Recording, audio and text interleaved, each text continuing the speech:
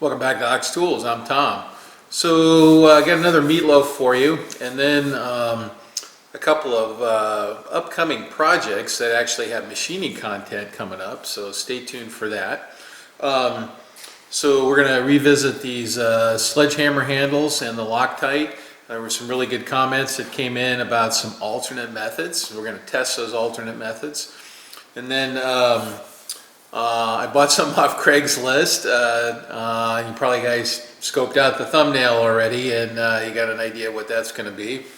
And then one of the kiddos at work, he's building a kind of a custom pit bike for the races, and he's putting a different set of forks on a different motorcycle. Anyway, he needs a new front axle, so we're going to help him with that.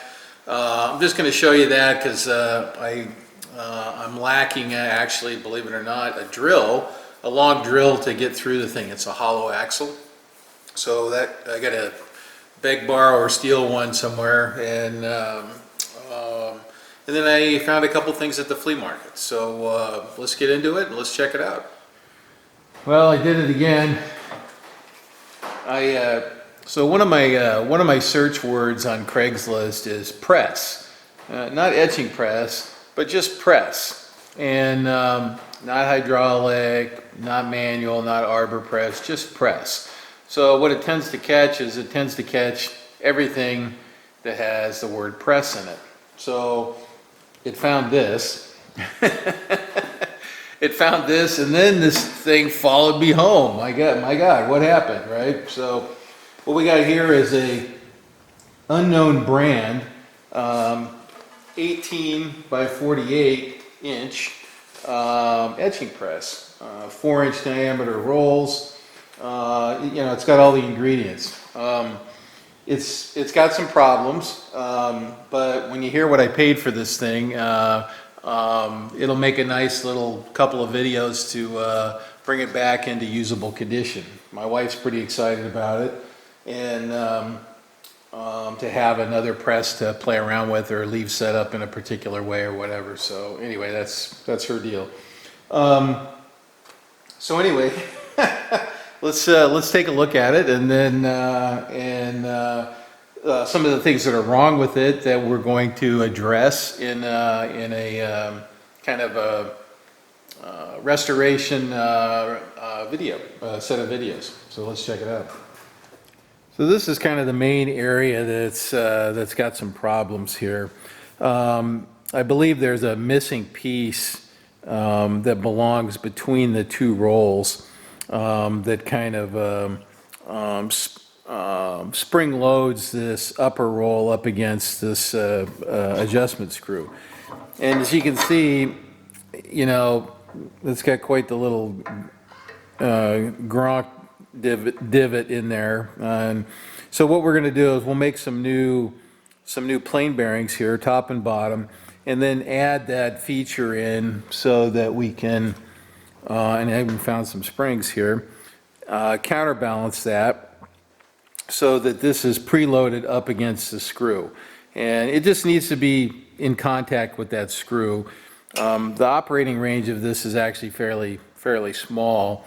But that's kind of the main thing. So I gotta take it apart. I mean, these are pretty wiggly too. So I gotta take it apart, get some good measurements in there, see what these surfaces look like. These kind of way surfaces, they feel a little rough, and then see what else is wrong with it. So so that's kind of the main thing that's the matter with it. This screw is a little wiggly, so we'll take that out and see what's going on in there. Maybe we'll bush that too. And let me move the camera here. And then the other thing I'll probably add, you see it's got two wheels and they're independent from one another. So one of the things you have to do is you don't want the roll to become tipped. So you really want to move them up and down so that they're parallel with the other roller. Now, the simple way to do that is to this, it's the same thread pitch, right? So is to keep track of turns, right? So if I turn this one full turn, I turn that one full turn, etc. But there's no reference on these, so you don't even know where you are. And it looks like somebody might have had some blue tape on there or something, but I'll probably put a little rotating handle, and then that acts like a pointer. So imagine a little handle sticking up like this on both of them. So when they're both facing the same direction after the initial setup, right? You can keep track of quarter, or eighth turns, or half turns, or whatever you need to keep track of. So that'll probably happen. This one here is, I don't want to hit the camera. Okay, it's going good. And you can see kind of how it operates. The plate is going through, right? Actually, you know what? Let me, I got it clamped to the table. So let me actually run a plate through here, through the rolls with some pressure on it. You guys can get the idea. This particular press is direct drive. And what that means is this handle is directly coupled to the lower roll. And so there's no gear reduction, so no mechanical advantage. So so the artwork goes on a plate like this, and gets pushed through with, let's see, the paper goes on the bottom. I think the paper goes on the bottom, and then the plate goes on the top, and then you roll the whole mess through, or vice versa. I don't remember which now. But so normally this would be here like this, and then what we would do is just bring this through the press under pressure. Now, yeah, you can see it. There's another thing we'll probably have to address right there, is the side-to-side wiggle of this. We may have to add some guide bearings that bear against the edge of the plate to keep the plate from walking sideways. So anyway, that's kind of the general idea. This plate's warped a little bit too, probably from people running plates through with excessive pressure, and but so we'll straighten that a little bit too, and go through that. What else? Oh, this plate was actually finished on a planer or a shaper, a big shaper. You can see the linear and the linear cuts and the step overs of the shaper. So actually, that's a really good way to do a plate like that. So I know you guys are dying to know what I paid for this thing. It's kind of a cool story. So I saw it on Craigslist, and I said, "Oh, look at that!" And so I asked my wife, and she says, "Yeah, let's get it, right?" And of course. And so anyway, I contacted the person that had it. She said, "Yeah." It wasn't too far away, and this was in the Bay Area. It was in the Oakland Hills, and she says, "Yeah, come by and look at it. You're the first one, or you're the only one that's contacted me, whatever, right?" And so she had a $1 price on it, and so I had to double check before I drove all the way out there and make sure I had enough money with me. And I said, "Hey, listen, just to confirm the price, right? What are you asking for this thing? Question mark." And she says, $1. And I go, "Okay." So wasn't expecting much, came and saw it. It's like, wow, that's worth more than $1 to me in the amount of work that's been completed already, right? So I actually gave her 5 times what she was asking for. So I gave her a $5 bill, and she says, "Oh, let me get you some change." And I said, No, just keep it. It makes for a better story that I paid you 5 times what you were asking for. So that's my story now, right? Is I paid her 5 times what she was asking. I wanted this so bad. Right? Anyway, that's the funny part of the story. So yeah, it's worth more than $1 as scrap metal. I mean, this thing probably, with the plate and the rolls and all that, is probably around 400 pounds, something like that. So you can figure it out at, whatever it is, 20 cents a ton, or $20 a ton now, or $200 a ton. I don't know what steel is right now. It's probably, actually steel scrap's probably up because steel prices are up. Or does that make sense? Maybe scrap prices are low on, I don't know, I haven't looked up in a while. All I know is new steel is really expensive right now. the prices are crazy. So anyway, that's my Craigslist etching press story for this week. So we'll start working on this, and this will be a separate project series of videos. I just wanted to show it to you on the Meatloaf, so you guys had a little primer what was going to happen and what was going down. So here's the two sledge, a splitting maul and a sledgehammer handle that that came right off, that I set up and secured with this Loctite 290. And what I don't remember is, did I tell the story of how I got to this? So one of my viewers, quite a few years ago now, he worked in a die making shop where they used a lot of this Loctite 290, right? And I guess the die makers would leave the Loctite on their bench laying over like this, right?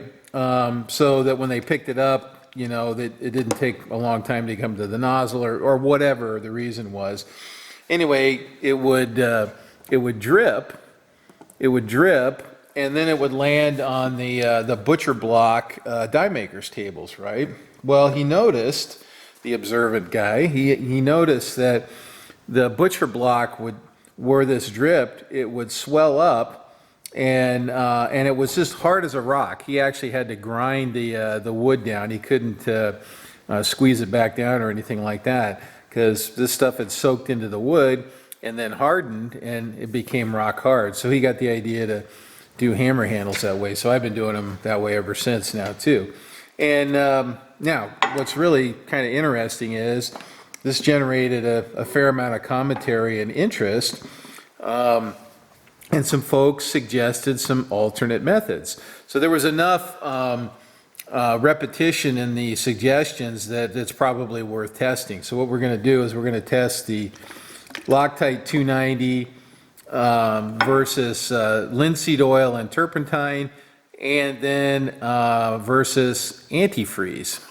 And so the first part of the test is just going to be a wicking and absorption test, and we'll see how these things get drawn into the wood. And then somehow we're going to evaluate them after they've had a chance to dry properly. So I haven't quite thought of how to look at that big burr right there, ready to snag me. How to evaluate them after they've dried like these. These are nice and hard, and the stuff is fully dry and doesn't rub off. But let's look at how we're going to do the test. So here's what I've got. I've got my Loctite 290. I've got turpentine and linseed oil. Okay, so we're going to have to mix those up, and then I've got some cheapo hardware store antifreeze concentrate. I didn't think I wanted the 50-50 mix, so we'll try this. So the plan here is to put 3 equal volumes in these little cups, and then I'll cut off some lengths of this. This is hickory dowel, and we have an exposed end grain here. So I'll probably cut off some, maybe some 2-inch or 3. Let's see. You know, something that's equivalent to the sledgehammer head, probably 2.5 or 3 inches, something like that. We'll go a little longer. We'll go 3 inches, and then we'll put those in that in those different materials. And the idea is, what we're going to measure is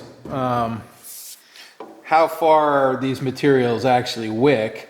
So yeah, we definitely want enough wood so that if it sucks all the material up, we can see how far it went. Okay, and then somehow we'll quantify the change in the material hardness somehow. So I'll have a control sample.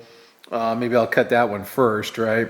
That'll be my control sample for evaluating hardness of the test material compared to the after absorption. Blech.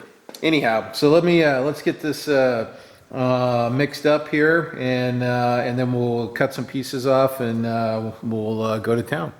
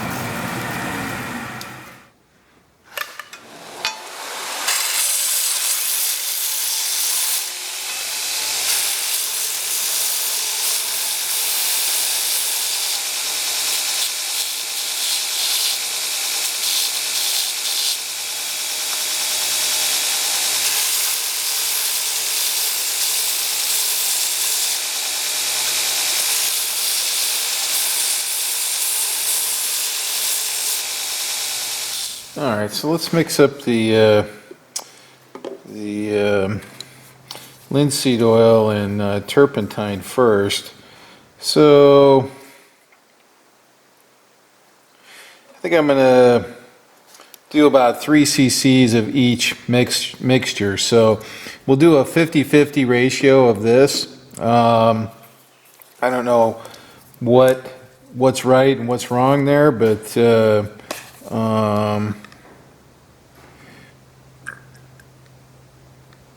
all right, there's 1.5.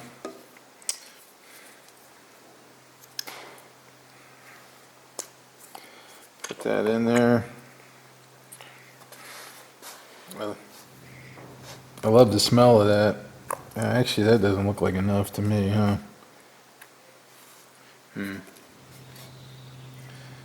I'm trying to avoid using a whole bunch of that, but you know what? Let's double down on that. Let's make it 6 total. So 3 and 3. Probably just do that. Yeah, that looks better. And then let's get some turpentine going here. I don't know how that's going to pour, but actually, you know what? I'm going to suck that out of there. So we want 3 cc's of that.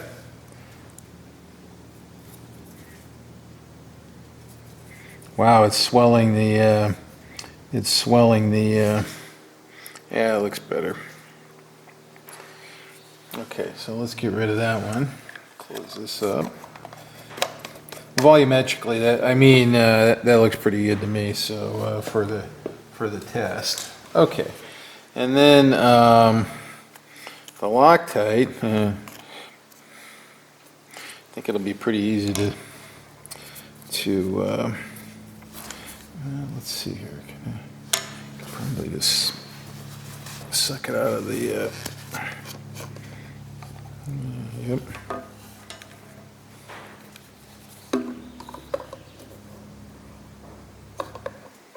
That's a lot of Loctite, boys. Good thing I got it.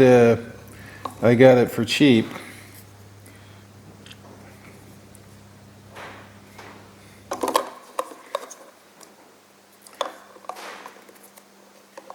Gee, it's hard to see the.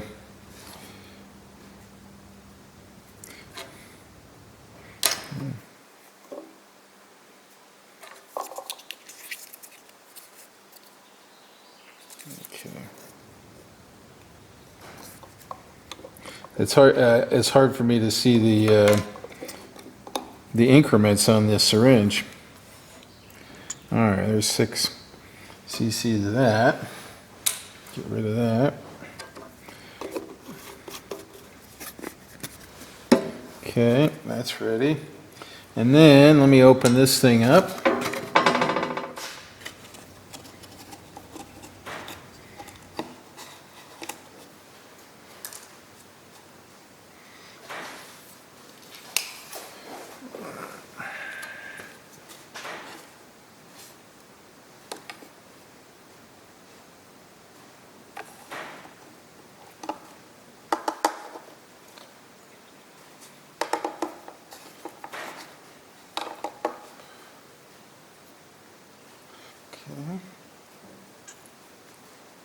Yeah, it looks appropriately syrupy.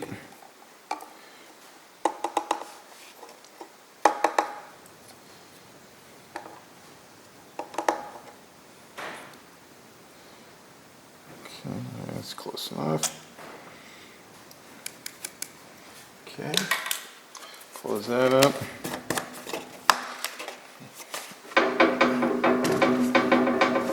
Okay, now I need to find so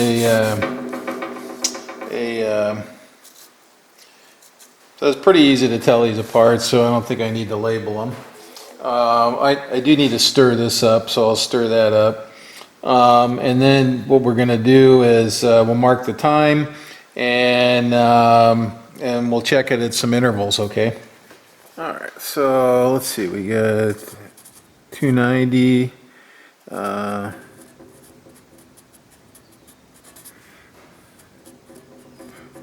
And then, oops, ran out of room. And let's see, it is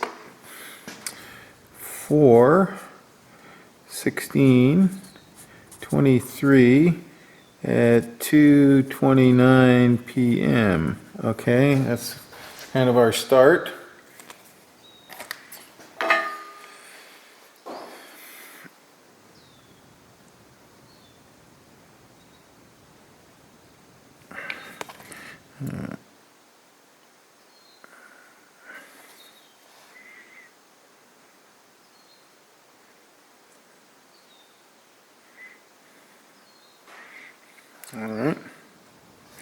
All right, don't touch.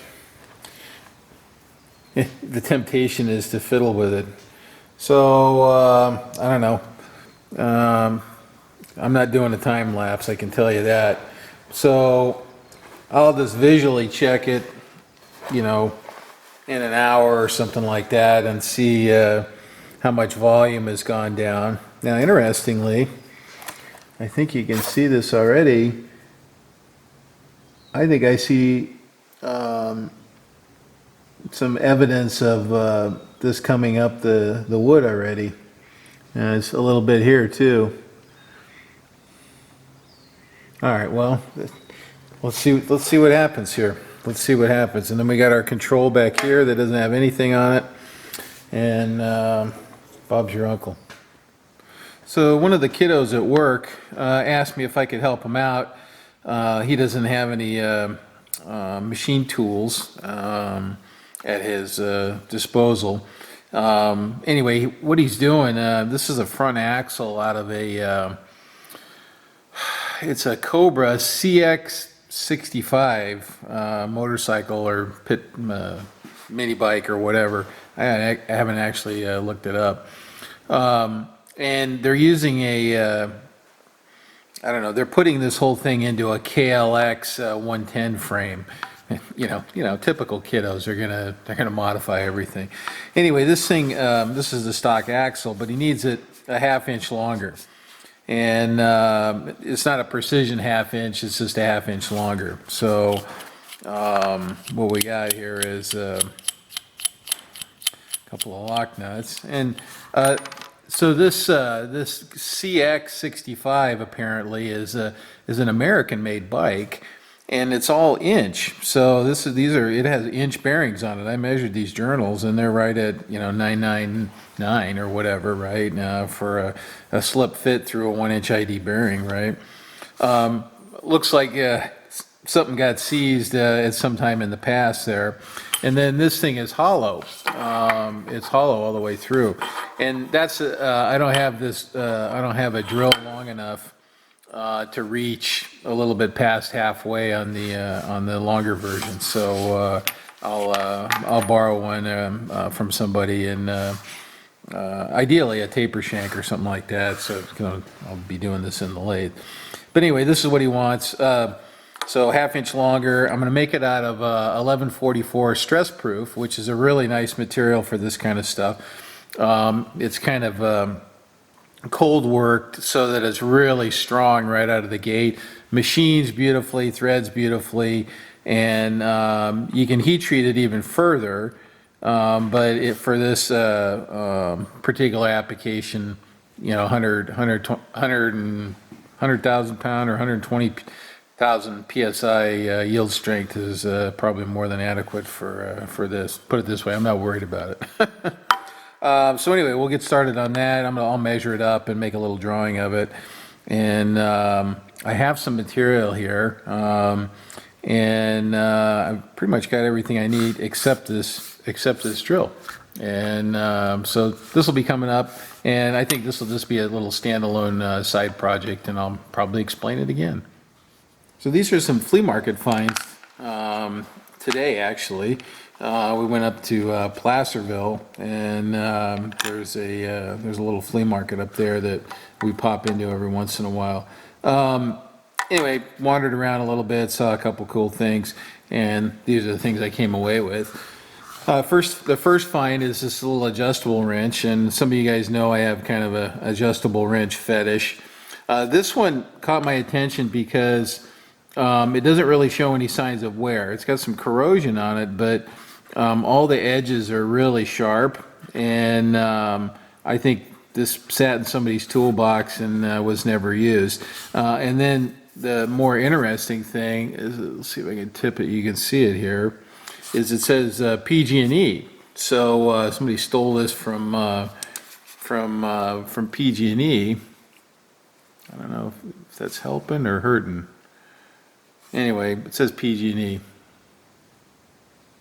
So that kind of caught my attention as kind of a unique adjustable wrench. $2 for that.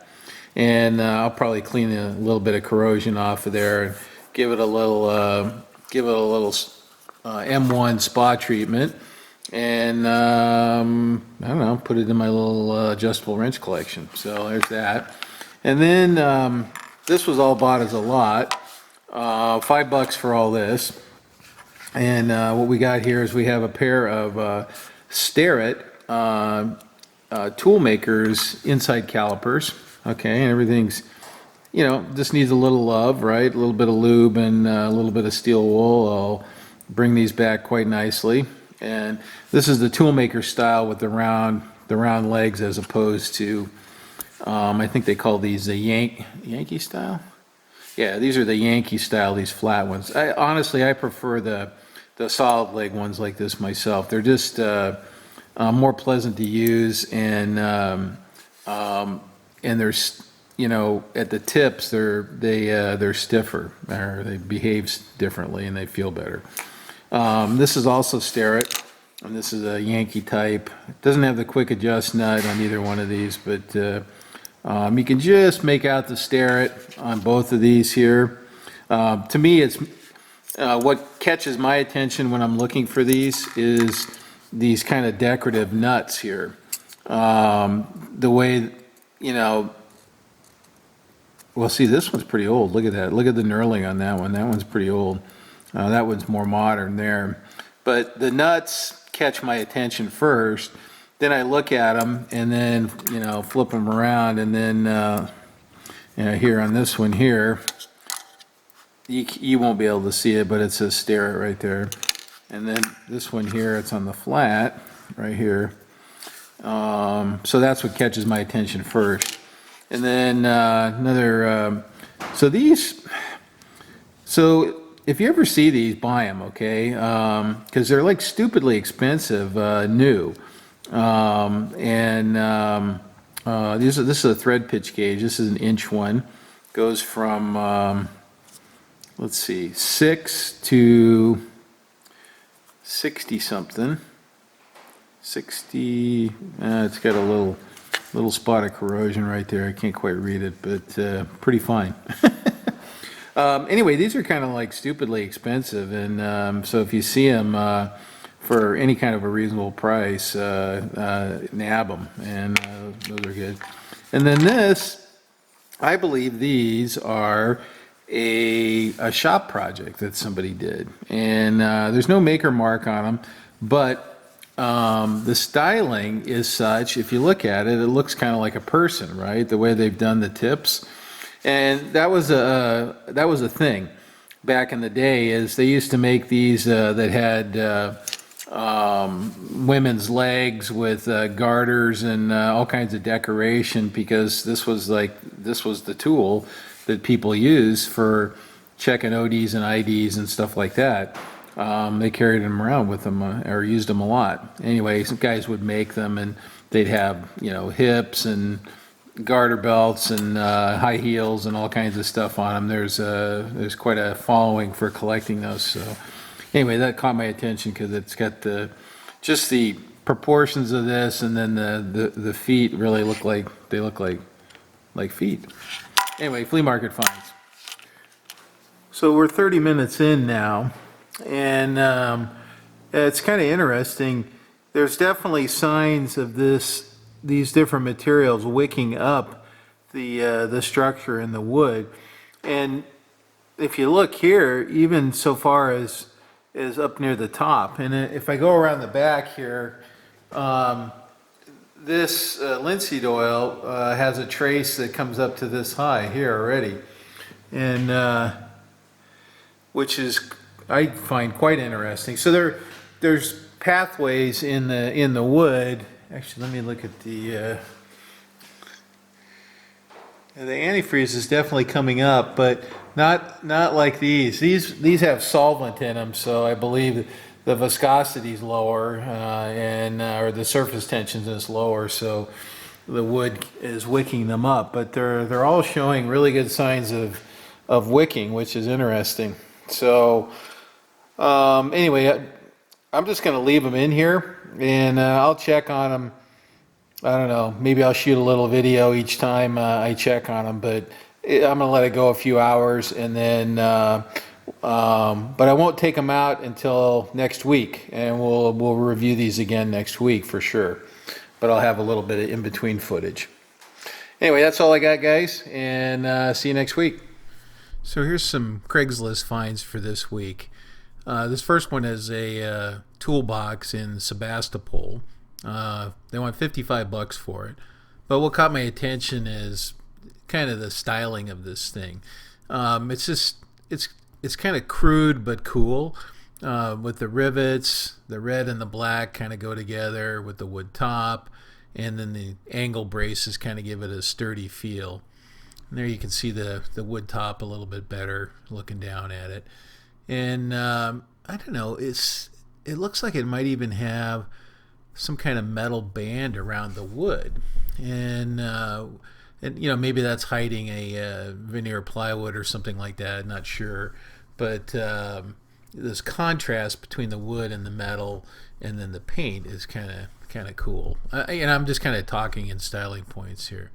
Then here's a side view. It's got a handle you can drag it around with, and then the double angle braces at the bottom are pretty sweet, actually. I don't know, they look like eyebrows or something like that. I don't know. The only thing I don't really like is the wheel plates, and putting casters on something is always tricky to make it look nice, right? Anyway, I thought you guys would like this and get a kick out of it. So here's a Hilger Watts theodolite, and this is in Fairfax. Kind of a nice specimen, $250, pretty good price.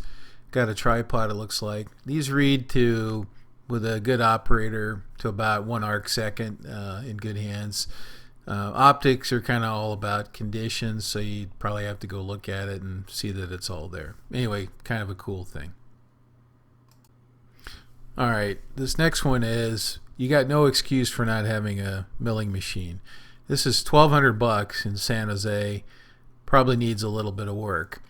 It looks functional from here, but moving, logistics, all that. But these deals are out there, guys, and if you really want a mill, there's a good starter mill right there. You'll learn getting it back into shape. You'll learn everything that you need to know about machining, and with a first course in physics and inertia while you move it. So here's a decent one that needs a home. All right. So here's the most cream puff Monarch 10 double E that I've ever seen. This is what 30 grand buys you. This one's in Camas, Oregon. The guy has it listed in Fairfield. and it's pretty nice. What bothers me a little bit is he's got pictures of where he's actually taken it apart partly. So if it's such a cream puff and he wants 30 grand for it, why is he taking it apart? Look at the electronics here. This is the works in a drawer here, and I don't think I've ever seen Monarch electronics that clean. They're usually just caked in crud and shop dirt. But anyway, it's fun to look at, fun to dream, and know what a 30 grand 10E looks like.